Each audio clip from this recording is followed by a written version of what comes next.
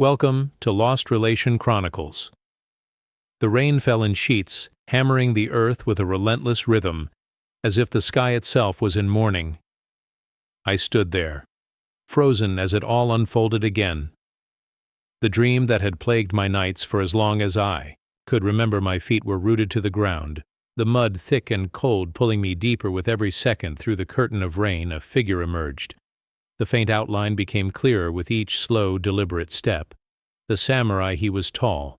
His presence, suppressive his movements, fluid yet calculated, like the inevitability of death itself.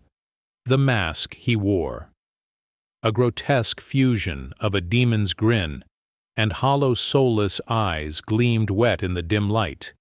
His armor was battered, pitted with the marks of countless battles. But it wasn't the scars of combat that held my gaze. It was the katana in his hand. The blade dripped crimson, each drop splattering into the growing pool of blood at his feet. My eyes darted downward, and there she was. The woman, her life body lay crumpled near his feet, soaked by the rain, and stained with the same deep red that painted his sword. Her face was turned away, her hair plastered to her pale, rain-slicked skin. I wanted to move, to cry out, to do something, but the words choked in my throat. Her hand twitched, or so I thought. But the samurai stepped forward, his boot crushing her fragile fingers with an audible crunch that reverberated in my skull. My breath hitched as he turned his head toward me slowly, deliberately. The mask tilted, and I swear I could feel his eyes behind it, boring into my soul. The rain grew louder, a deafening roar that drowned out everything else, but still I heard the unmistakable scrape of steel against steel as he raised the katana. Then he began walking toward me. Each step was measured, impossibly slow. Yet I could not escape. The rain parted for him, the shadows clinging to his frame like specters eager to follow their master. My feet refused to obey my body. A prisoner of fear, all I could do was watch helpless as he came closer. The air grew colder.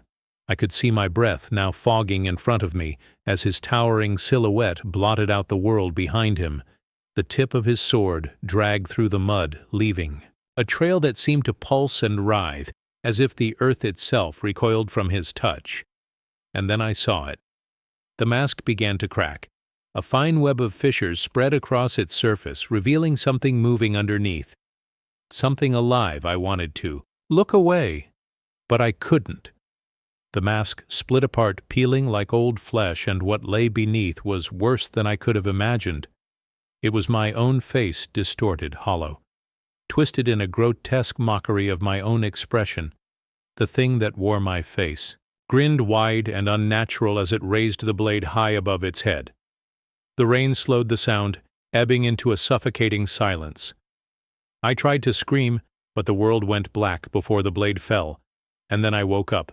My sheets were drenched, the Ayurub way from sweat or some unseen rain that had followed me from the dream. I couldn't tell. My pulse thundered in my ears as I stared at the ceiling. But in the corner of my room, where the shadows gathered thickest, I could swear I saw it, the mask watching. Waiting. Nagasaki, 1938. The sun hung low over Nagasaki harbor, its golden light scattering across the rippling waters like liquid gold. The bustling port city, a mix of ancient tradition and creeping modernity, hummed with life. Traders hawked there. Wheeze along the narrow streets, the scent of fresh fish mingling with the sweet aroma of roasted chestnuts above the den of the city. Nestled in a quiet district near the slopes of Mount Anna, stood the Ishikawa Kimono House, a small but elegant building with its wooden facade darkened by time and weather. Kanaro Hiroshi sat cross-legged on the tatami mat in the shop's workshop, the rhythmic scrape of his scissors against the delicate silk fabric. The only sound in the room, the light filtering through the sheer screens, cast long shadows dancing across the neatly folded bolts of fabric and the polished tools of his trade.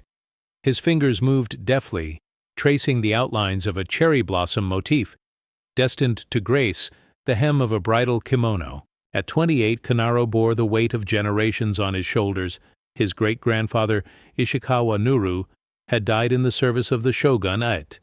His katana stained with Mongol blood during the fierce defense of Hakone, the sword now rested in the family shrine. A silent guardian of the Ishikawa legacy, his grandfather Ishika Hiroshi was a different kind of warrior, a naval officer who had faced the guns of German battleships during the siege of Singa in the Great War. Hiroshi had returned, homebroken but proud, his left leg forever lost to shrapnel. It was Hiroshi who had raised Kanero. The memories of his parents were faint, like fleeting shadows cast by a distant flame.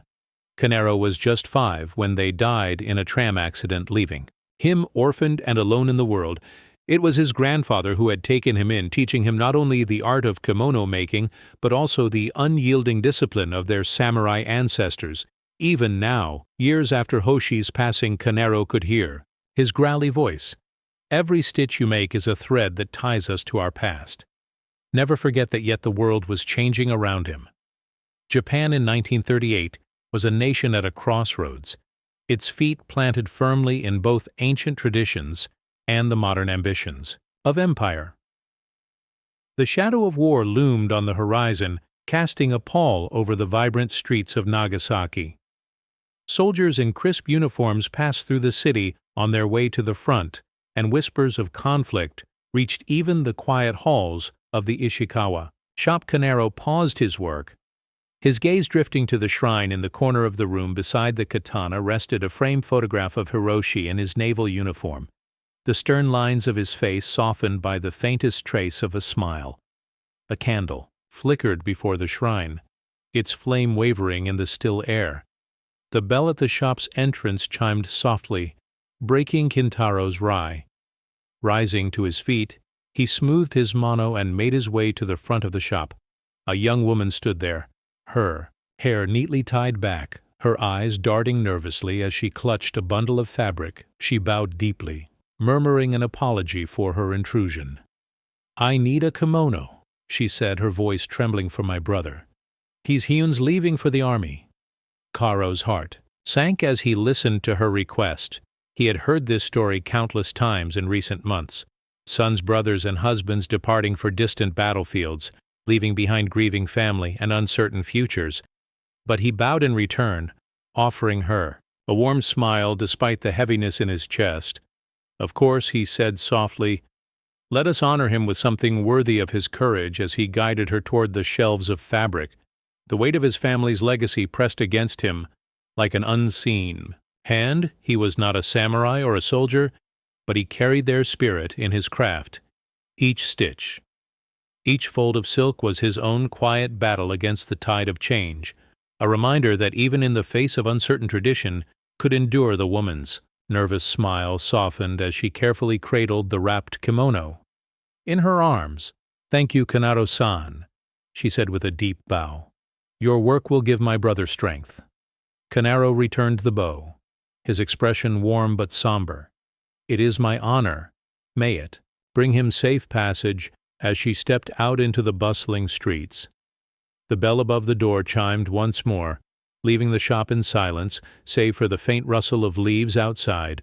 Kanero turned back toward the workshop, but stopped short when he saw his grandfather standing in the doorway. Hiroshi's tall frame seemed frail now, his walking stick supporting him as he leaned against the wooden frame. The lines on his face were deep-edged by years of pain loss and unspoken wisdom. His gaze was steady, piercing even as he regarded his grandson. "You should not have done that," Hiroshi said after a long pause, his voice low and firm. Kanero frowned, confused. "Why, grandfather, the family name is built on service. Through our kimonos we honor those who sacrifice for others." Hiroshi sighed, his shoulders sinking as if weighed down by an invisible burden. He hobbled toward the shrine and knelt slowly, his movements deliberate. With one hand he lit the incense, the thin tendrils of smoke curling upward. His eyes remained fixed on the katana resting in the shrine, its blade long since dulled, but its history as sharp as ever. "Kanero," he began, his tone grave, There will come a time when you must face the truth of our family. When that day comes, you'll understand why I tell you this. Now, do not marry. Do not bring children into this world. Let the Ishika and name die with you."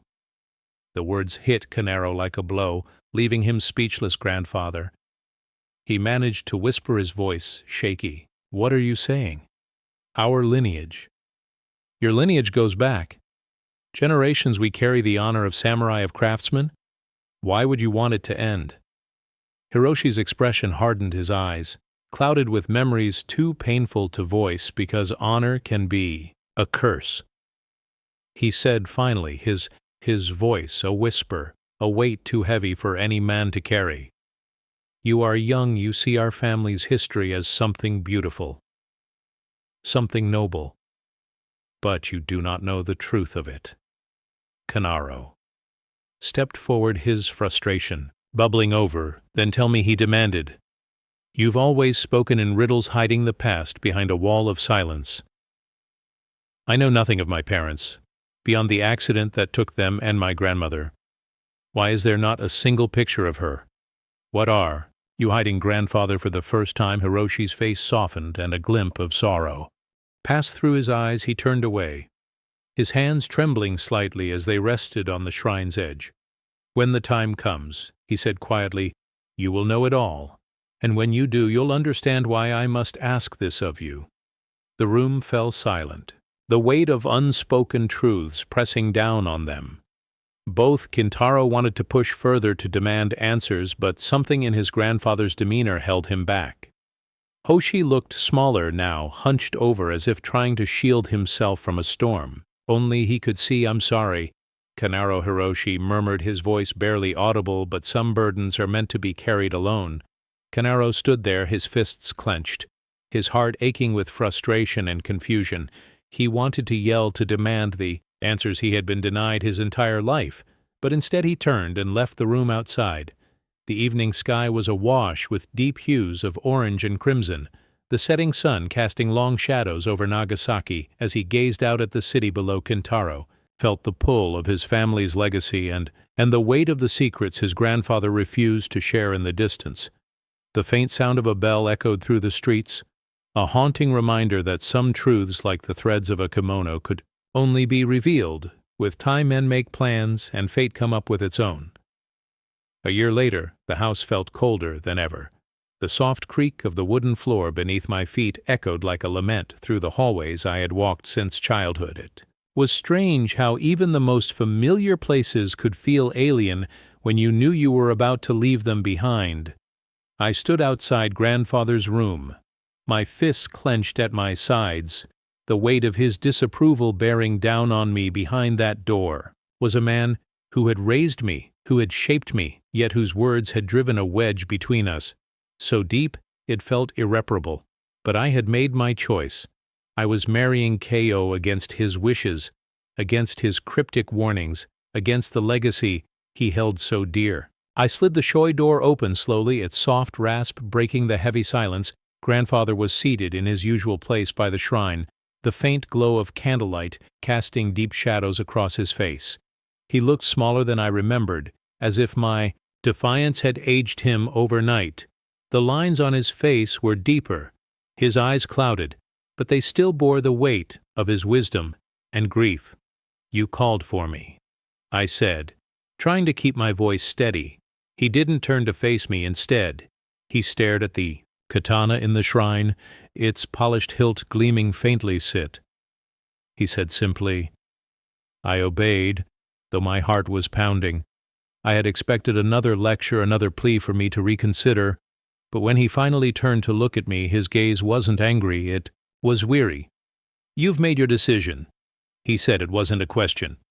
I have. My voice was firmer than I expected. "I love her, grandfather. I cannot abandon Ko just because of your fears. Whatever burdens our family carries, they are mine to bear now." A faint, bitter smile tugged at the corners of his lips. "You speak like a man who knows the weight of what he carries." "But you don't, Canaro, not yet. I opened my mouth to argue you." But he raised a hand, silencing me before you leave. "There is something You must hear it is not a story, not an explanation, but a warning. His voice grew quieter, and I had to lean closer to catch his words. When the walls of your house seem to collapse on you, when your heart fills with venom, and the woman you love feels like a stranger. Come back here. Come to this room, to this shrine, and you will understand why I asked you never to marry. The words hung heavy in the air between us. I felt a chill crawl up my spine, but I forced myself to meet his gaze.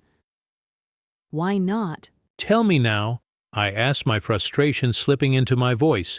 Why keep secrets when you know I'll be gone? He said deeply, his eyes drifting back to the katana, because some truths must be lived. Canaro words alone cannot teach you their weight. I rose to my feet, anger and confusion wearing within me. I'll prove you wrong, I said, my voice tight. I'll build a life with KO, and I'll carry the Ishikawa name forward with pride. I'll show you that love isn't a curse for the first time. His expression softened, though it was tinged with profound sadness. I hope you do, he said quietly. But if I'm right, if the burden becomes too great, remember my words. He turned away, his frail figure seeming almost ghost-like in the flickering candlelight. I stood there, for a moment longer, hoping he would say something more, something to explain the weight of his cryptic warning. But the silence stretched final and unyielding. I bowed deeply for what I knew would be the last time, and left the room as I crossed the threshold of the family home later that night. KO waiting for me just beyond the gate, I felt both free and untethered. I had chosen love over legacy, the future over the past. Yet as I took her hand, and we walked into the city's glow, my grandfather's words lingered in my mind like an echo. When the walls of your house seem to collapse on you, come back. I didn't understand them then, not fully, but some part of me deep down feared the day I might. The morning of September 22nd, 1940, began like any other. The hum of life in Nagasaki blending with the sounds of the bustling harbor. But by midday, everything changed. The announcement crackled through the streets on the loudspeakers. Japan had entered the war, an alliance with Germany and Italy. The empire would no longer remain a silent observer. The words sent a chill down my spine. Even as the crowd around me cheered with patriotic fervor, men raised their fists, shouting oaths of loyalty to the emperor, while women bowed their heads in solemn pride. But amidst the sea of celebration, all I could think about was KO, my wife, my everything. I hurried home, weaving through the jubilant crowd, my heart pounding. When I reached the house, I found her sitting by the window. Her hands clasped tightly in her lap. She must have heard the news. Her face was pale, her eyes wide with fear. "They going to call you, aren't they?" she asked, her voice barely above a whisper. I knelt beside her, taking her hands in mine. "I don't know. I admit it. But if they do," my words faltered, "what could I say that I would stay, that I could refuse the Empire's summons?" We both knew the truth within weeks. The summons came. My draft orders were handed to me with cold efficiency. The imperial seal stamped. In bold red at the top, I was to report for duty immediately to join the growing campaign in Southeast Asia. The Empire had its sights set on the Philippines, a vital strategic point in the Pacific.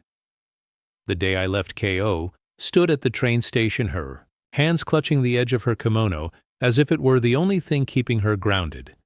She didn't cry, not in public, but the tremble in her voice as she bid me goodbye cut deeper than any blade ever could come back to me. "Kanaro," she said, her voice breaking, "promise me I will."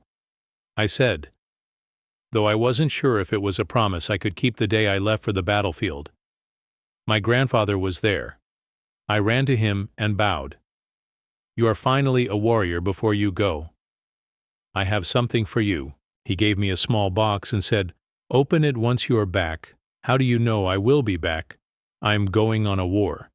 He looked at me and smiled. You are in Ishikawa. The last of us. You cannot die until you want to die.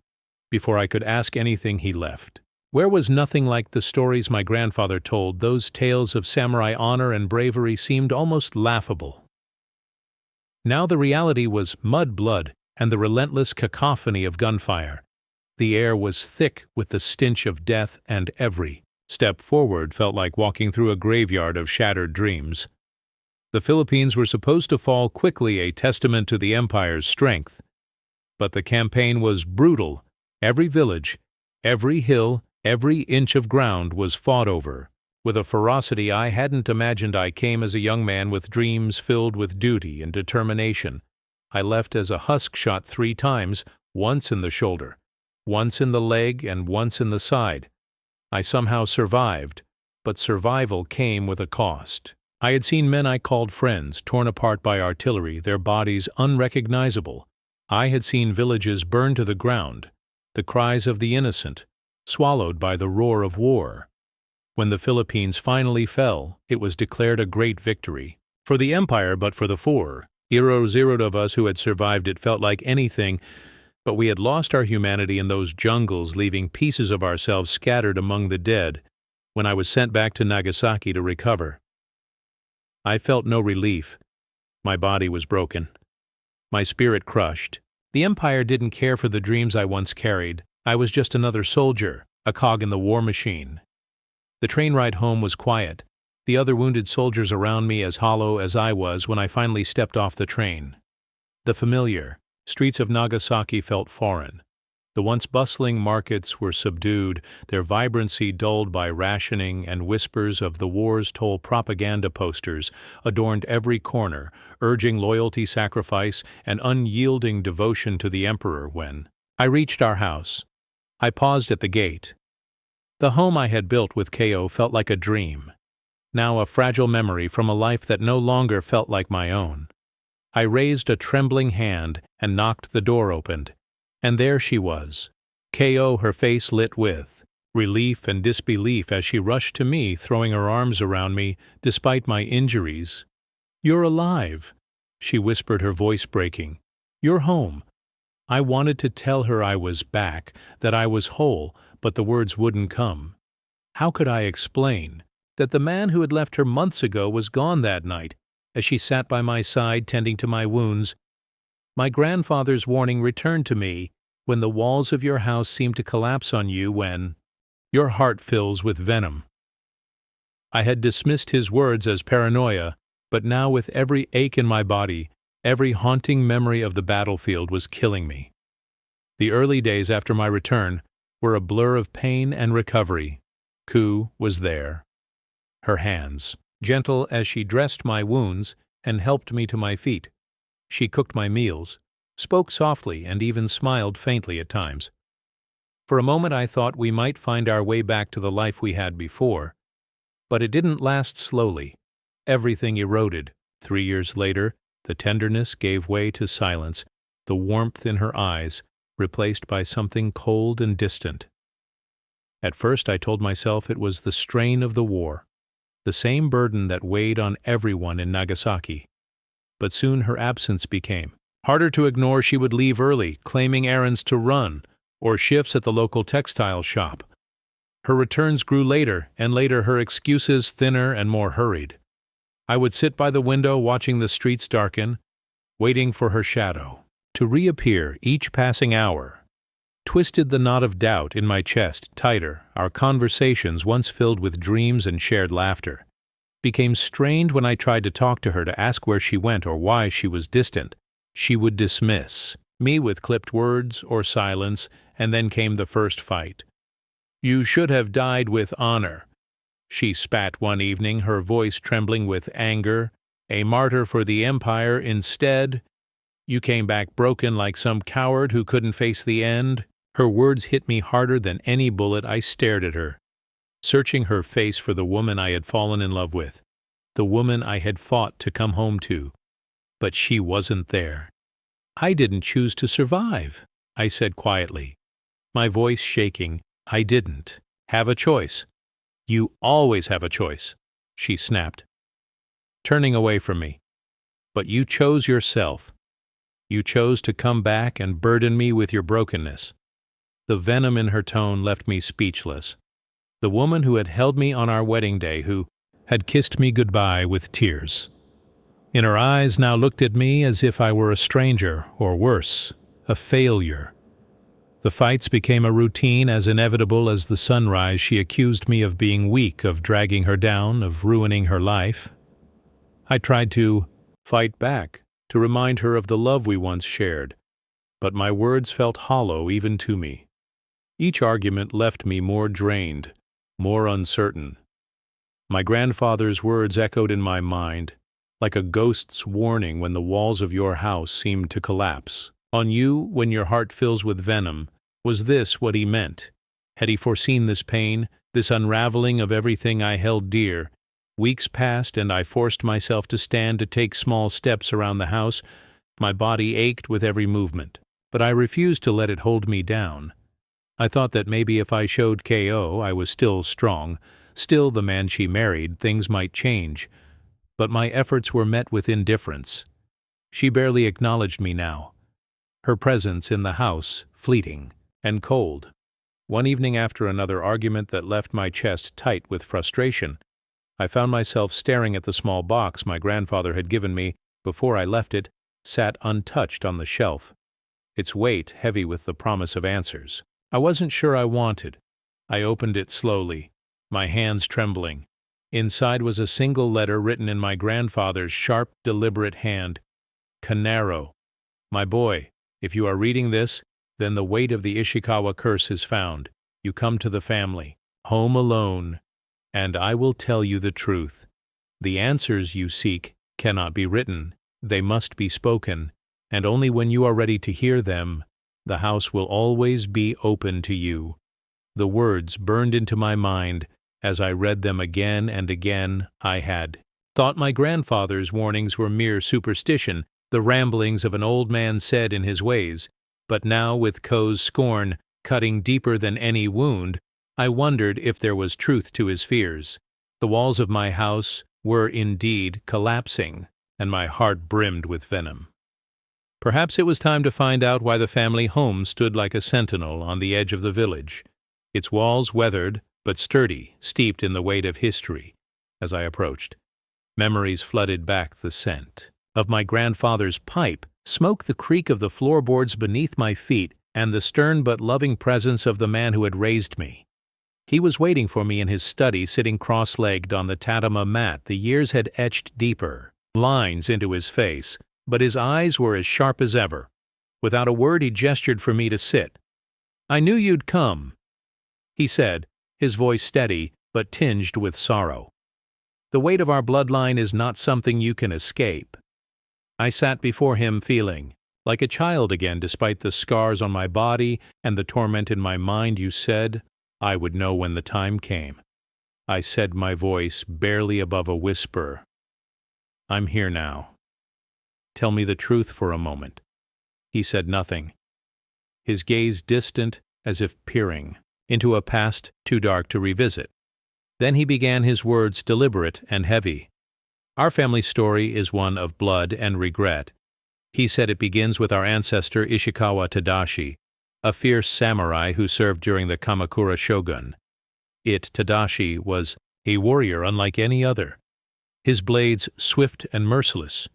He killed without hesitation, without remorse, believing himself to be invincible, favored by the gods themselves." I nodded, the pride in our lineage still lingering despite the dread that crept up my spine, but Tadashi's arrogance was his undoing. My grandfather continued, "One day he came across an old monk traveling with a young girl. The monk was wise, devout, and utterly harmless, but Tadashi saw the girl as a spoil of war. He ordered his men to take her, and they did, right in front of monk." I felt the bile rise in my throat at the words he just watched. "Yes," my grandfather said, his voice grim, and when it was over, the monk approached Tadashi, his face calm but his eyes burning. With a fury that no man could match, he cursed Tadashi, sealing our bloodline's fate. What was the curse, I asked, though I already felt the answer gnawing at the edges of my mind.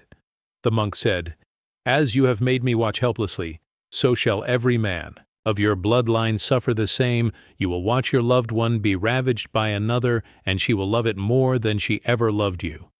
The words hung in the air like a blade poised above my neck. I stared at my grandfather, my chest tight with disbelief. "You're saying this is why you told me not to marry?" He nodded solemnly. "Your father, your uncle's my father. All of us have lived this curse. It is inescapable, Canaro. You defied me, and now the curse has found you." My heart pounded in my chest as the realization hit me like a thunderclap coup. I scrambled to my feet, the room spinning around me. "I have to go," I said, barely able to form the words. "Canaro." My grandfather called after me, his voice filled with both warning and sorrow. "You cannot escape fate, remember that." But I didn't stop. I ran the streets of Nagasaki, blurred as I made my way back home, my mind racing with thoughts I couldn't control. Memories of Ko's distance, her late nights, her cold words. They all fit together now, a puzzle I had refused to see when I reached the house. The door was slightly ajar. My breath caught in my throat as I stepped inside, the silence deafening. "Ko." I called out, my voice trembling. No answer. I moved toward the bedroom, each step heavier than the last. The closer I got, the more my heart screamed for me to turn back, to stop, to leave this moment unspoken and unseen. But I couldn't. The door to the bedroom was half open, and through the crack I saw them. Ku, my wife, the woman I had fought to come home to, was in the arms of another man.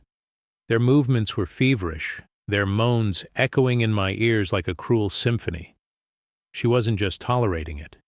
She was lost in it. Her face alight with a pleasure I had never seen before. The world shattered around me. I stumbled back, my legs giving way as I sank to the floor. The curse, my grandfather's warning, the monk's words, it was all true.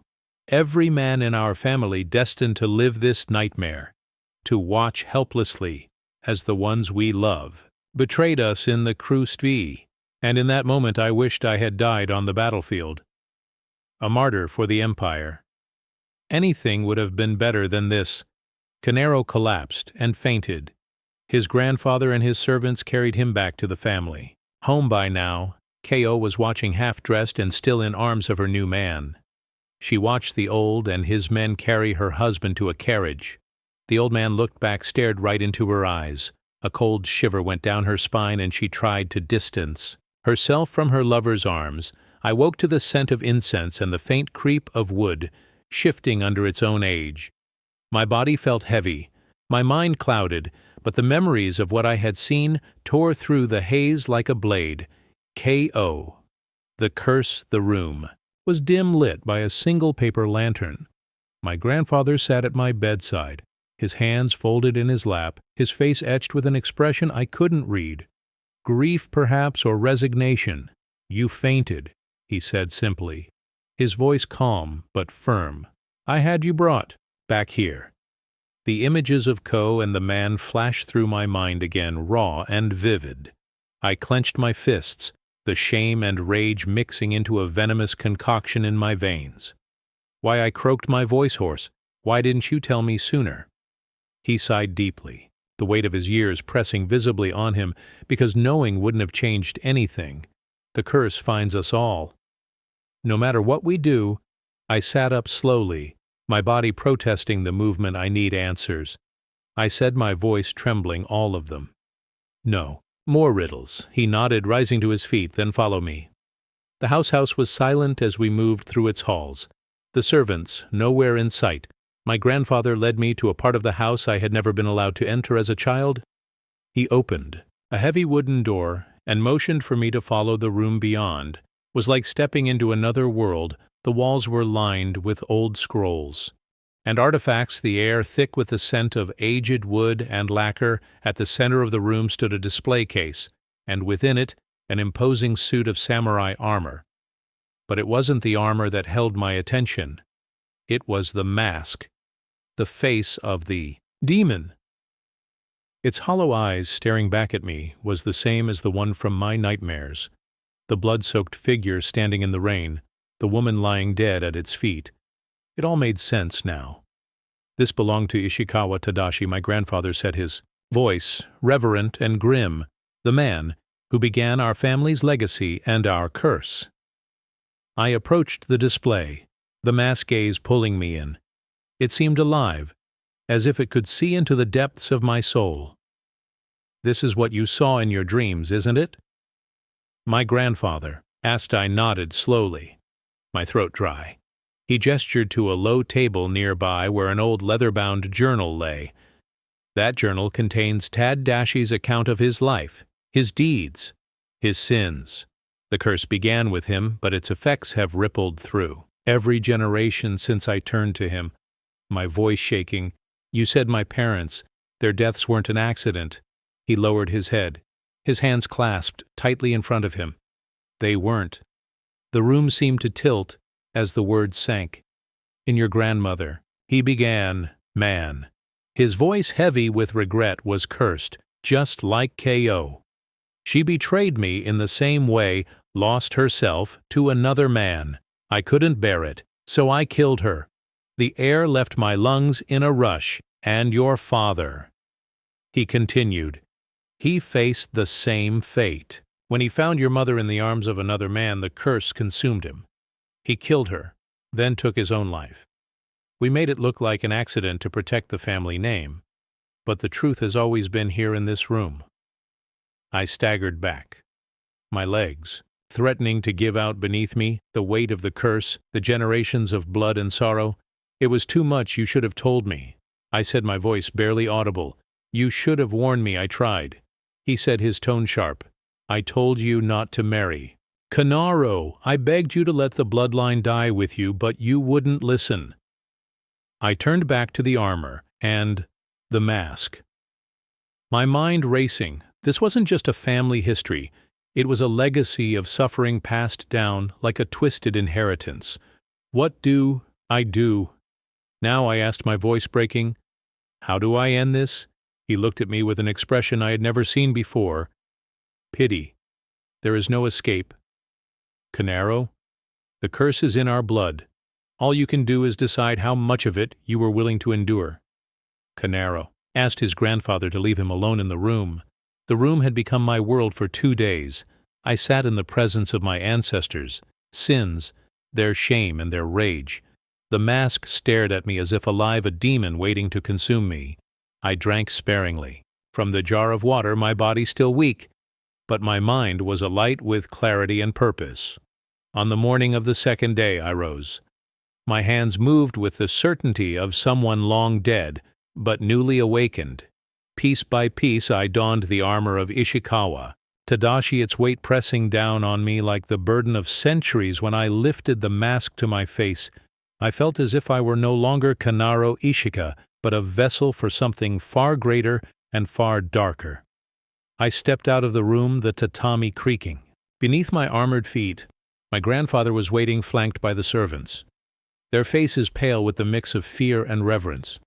"The curse in today," I said, my voice muffled but resonant through the mask. "Mark the date." "Grandfather, August 9th, 1945. He nodded solemnly, his eyes glistening with tears he refused to shed.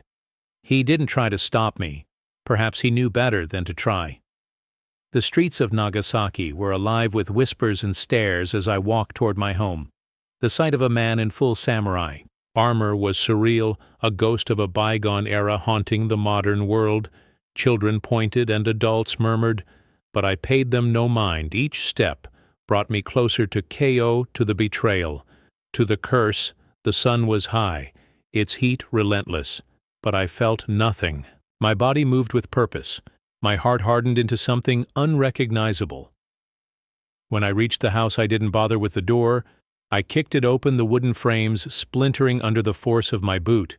The air inside was thick with the stench of sweat and sin.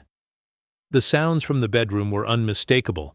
and they ignited a fury within me that I had never known. I climbed the stairs, each step echoing like the toll of a funeral bell. When I reached the bedroom, I pushed the door open and stood there framed in the doorway like a specter of death. Ko was tangled in the sheets with her lover, their bodies writhing in a mockery of the vows we had exchanged. She was moaning, her voice dripping with ecstasy. "You're so much better than him," she gasped. "H-E-K, a coward? A broken man!" Her words turned into a scream as she looked up and saw me. The man beside her froze his eyes. Why with terror?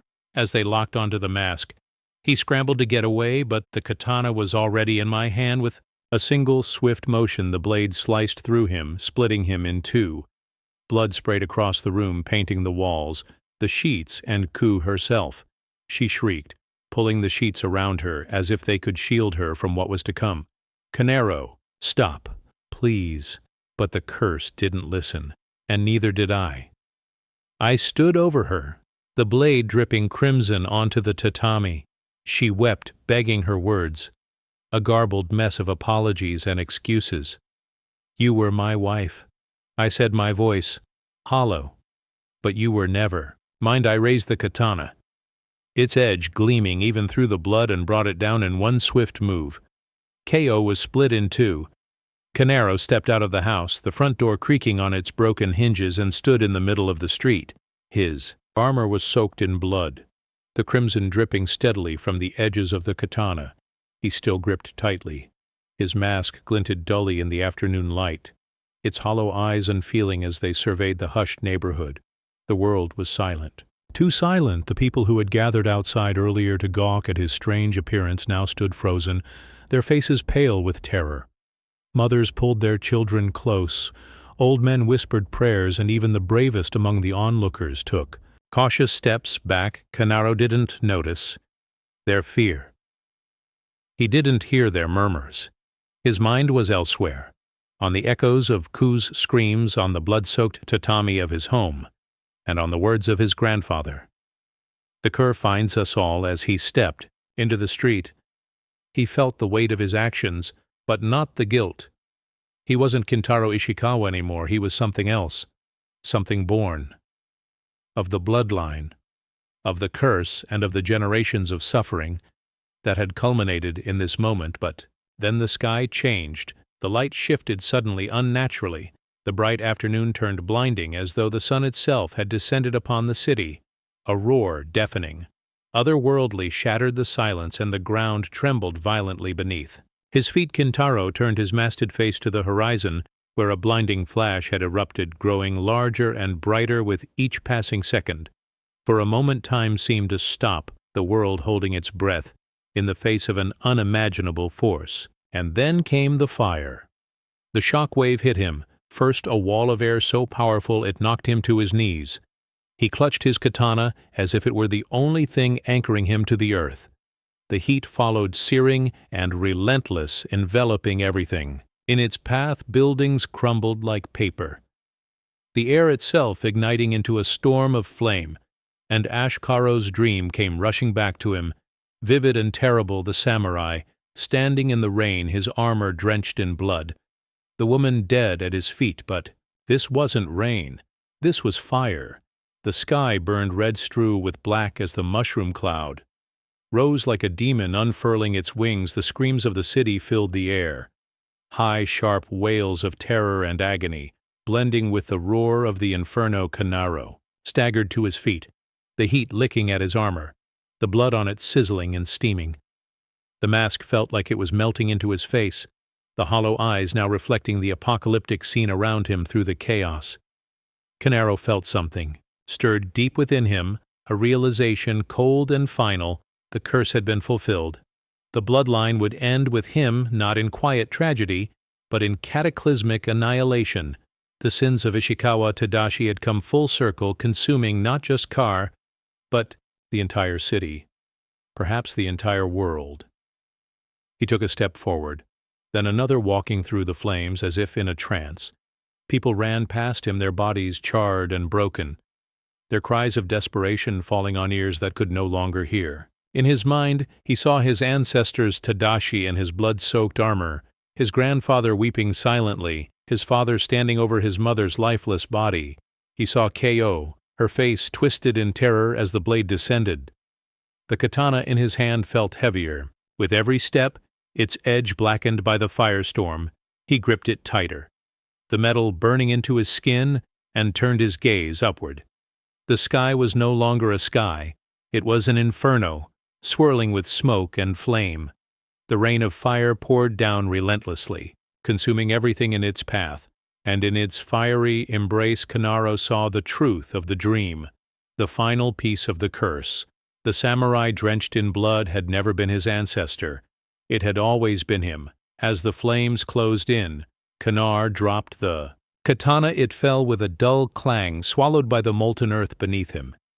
He removed the mask slowly, his face now bare to the inferno, and let it fall as well. He stood there, a lone figure in a world reduced to ash, and waited for the fire to claim him when the heat became unbearable, when the world around him dissolved into light and pain. He smiled for the first time in generations. The Ishikawa family would finally know peace, and then there was nothing. Dear listeners, please share your thoughts in the comment section below, and don't forget to like, share, and subscribe.